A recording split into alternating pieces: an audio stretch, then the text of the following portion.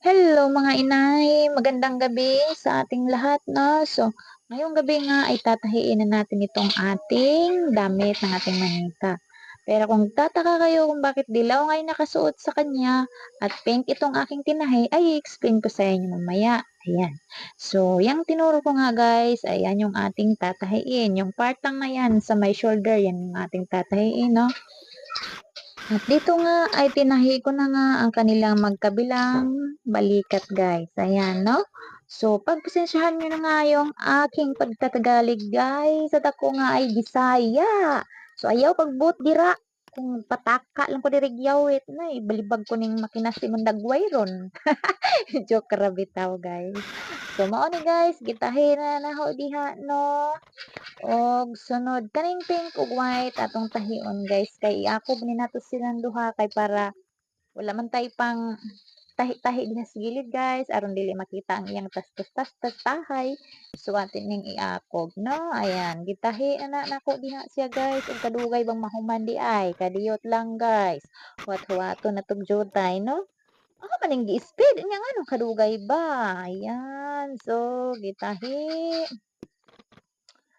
Pasensya na dai guys kung karon pa ko naka-update aning, video 'no, kay dugay naman ko ato nag-post atong akong manika pero karon pa ko naka-update aning akong video tutorial kay nangyari in town ko guys 'no, og pila jud to kaadlaw nasakit pud ang akong mga baktin diri ay. So nangasakit man diri ug wala jud koy gana magyaw-yaw diri, kay siyempre wala pa masulod sa tong utok ko sige tag hunahuna wala gyud masulod guys. So pagkahuman gani guys kay ato na ning i-plaster 'no. So ato ni i-plaster ingon na kay aron nga dili ta maglisod. So ato ni sidyang i-pin guys, mga kilid dinha og kanang part nga akong gitudlo guys dinha asa ra ba to dapita. So kanang part nga akong gitudlo is mao nay tahion 'no. Tahion na nato kana nga part diha, ana, diha, sa liugan ug kana dito padung sa likod. So mao nay atong tahion hugahasta na nga kanang sa ilukan banda 'no, sa shoulder na banda guys kana nga part diha.